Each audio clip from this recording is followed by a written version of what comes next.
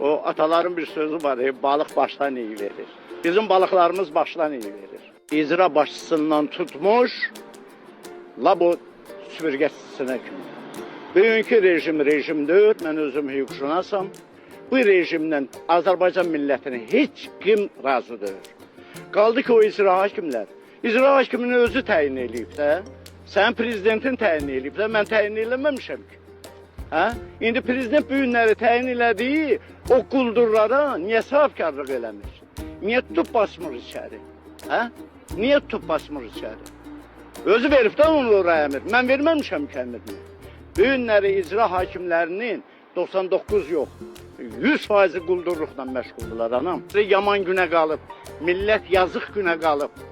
Hə? Biz həmən millətik. Nə olsa yalandan körpələrimiz var, nə bilim uca mərtəbəli evlərimiz var. Yaşayış. Görün nə qədər millət orada dayanıb. Rusun vaxtında o millət orada dayana bilərdi. Hərbi xidmətdən bu gün gəlirdim, bir həftədən sonra məcbur edirdilər işə. Ancaq orada bu saat sonra 3 dənə universiteti qutarmış adam işsiz qalıb, yaman gündə. Bax, bundan danışmaq lazımdır. İcra hakimini təyin eləmək olar. Ancaq icra hakimini tərbiyə eləmək lazımdır ki, millətin qeydinə qalsın. Mən səni icra hakimi qoymuram ki, sən gedib kiminsə cibinə gedəsən. Mən səni qoyuram ki, millətə xidmət eləyəsən. Ona görə də anam, o ataların bir sözü var, balıq başdan iyi verir. Bizim balıqlarımız başdan iyi verir.